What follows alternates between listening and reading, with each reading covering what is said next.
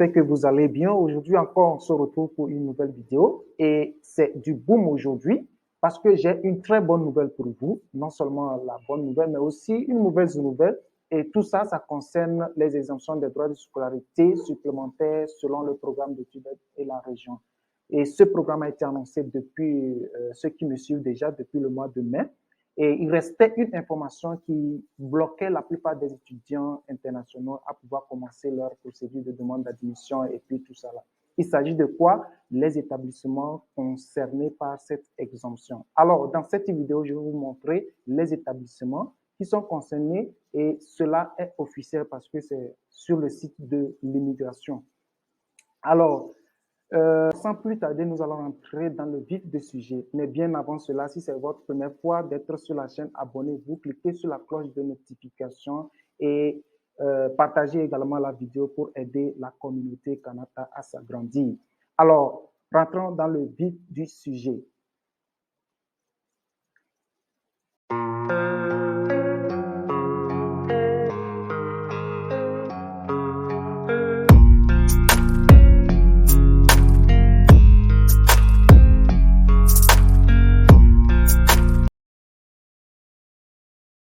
Du Québec et exemption des droits de scolarité supplémentaires selon le programme d'études et la région. J'avais déjà fait quelques vidéos concernant cette exemption et aujourd'hui particulièrement nous allons apprendre une nouvelle parce que cela a été mis à jour tout dernièrement et il faut bien que nous puissions être informés de tout. Alors la première information c'est que vous devez savoir que le nombre d'exemptions, le nombre est limité. Vous voyez, le nombre est limité, ce qui n'avait pas été précis depuis que le gouvernement a fait sortir cette annonce. Alors maintenant, comme les choses sont claires, il faut quand même qu'on puisse s'informer. Un nombre limité d'exemptions des droits de scolarité supplémentaires sera accordé à compter de septembre 2023 aux étudiants et aux étudiantes internationaux inscrits et sélectionnés par une université ou un établissement collégial situé à l'extérieur du territoire de la communauté métropolitaine de Montréal. Ceux-ci devront suivre un programme d'études en français dans les secteurs d'emploi identifiés comme prioritaires par le gouvernement du Québec, soit ceux du programme de bourse perspective du Québec. Alors, j'avais déjà listé les programmes concernés. Il s'agit de quoi? Les technologies de l'information, le génie, la santé, les services sociaux, l'éducation, les services de garde éducatifs à la France.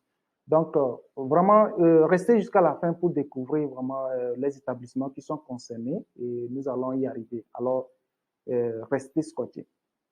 Alors, grâce à cette exemption, les étudiants internationaux sélectionnés par un établissement d'enseignement et qui répondent aux critères paieront les mêmes droits de scolarité par les étudiants que les étudiants et les étudiantes québécois.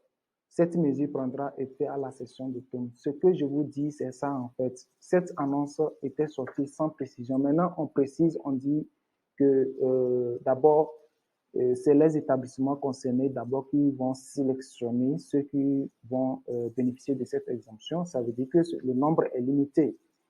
Et maintenant, c'est après être sélectionné que vous allez bénéficier l'exemption. Alors, les conditions d'admissibilité, pour être admissible, vous devez répondre aux conditions suivantes.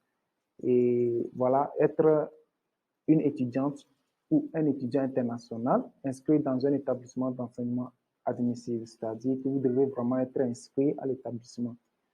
Et être inscrit ou inscrite à temps plein, vous voyez.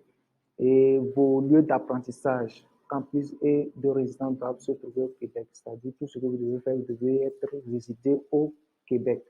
Alors, voici maintenant les établissements d'enseignement et programmes admissibles. Restez jusqu'à la fin, vous allez bien comprendre en fait. On dit chaque établissement détermine les programmes d'études admissibles parmi ceux identifiés comme prioritaires. Vous voyez? Donc, chaque établissement a une particularité dans cette affaire.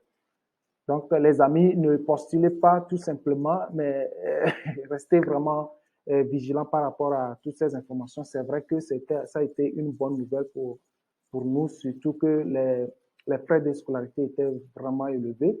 Mais cette annonce nous amène à vraiment à faire vraiment beaucoup d'attention par rapport à nos procédures. Alors, les programmes, les formations collégiales techniques et les formations universitaires. Donc, vous pouvez lire, voici les universités qui sont concernées. Et ça fait combien d'universités? Ça fait juste 7 universités qui sont concernées par cette exemption. Il y a l'Université du Québec à Abitibi, l'Université du Québec à Chicoutimi, l'Université de Laval, l'Université du Québec à Outaouais, l'Université du Québec à Rimouski, l'Université de Sherbrooke, l'Université du Québec à Trois-Rivières. Voici ces 7 universités qui sont effectivement concernées. Alors, quels sont les collèges publics qui sont également concernés? Il y a le Cégep d'Abitibi, le Cégep d'Allemagne, le Cégep de Baie-Comeau, le Cégep de Beauce-Appalaches, le Cégep de Rimouski, le Cégep de Drummondville, le Cégep de Garneau, le Cégep de Gapésie et des îles, le Cégep de Grabi, le Cégep de Jonquière, le Cégep de Lévis, le Cégep de Lanaudière à Chauliette, le Cégep de la Pocatière, le Cégep de Limoilou, le Cégep de Outaouais, le Cégep de Matane, le Cégep de Rimouski, le Cégep de Trois-Rivières, le Cégep de Saint-Félicien, le Cégep de Saint-Hyacinthe, le Cégep de Saint-Jean-sur-Richelieu, le Cégep de Saint-Jérôme, le Cégep de Saint-Foy, le Cégep de Sept-Îles, le Cégep de Shawinigan, le Cégep de Sherbrooke, le Cégep de Soré-Taxi, le Cégep de Bedford, le Cégep de Trois-Rivières, le Cégep de Valleyfield, le Cégep de Victoriaville. Il y a également quelques collèges privés qui sont aussi concernés. Alors là, nous trouvons seulement le Cégep de Bath, le collège de Bath. Il y a le campus Notre-Dame de Foy, le collège Élise, le collège La Flèche, le collège d'O'Sullivan de Québec et le séminaire de Sherbrooke. Donc, voici un peu, les amis, les établissements concernés et les universités et les cégeps qui sont concernés. Alors, si vous avez déjà votre admission en cours de traitement dans l'un de ces cégeps ou dans l'un de ces établissements, alors je vous demande, je vous souhaite vraiment une bonne suite dans ce projet.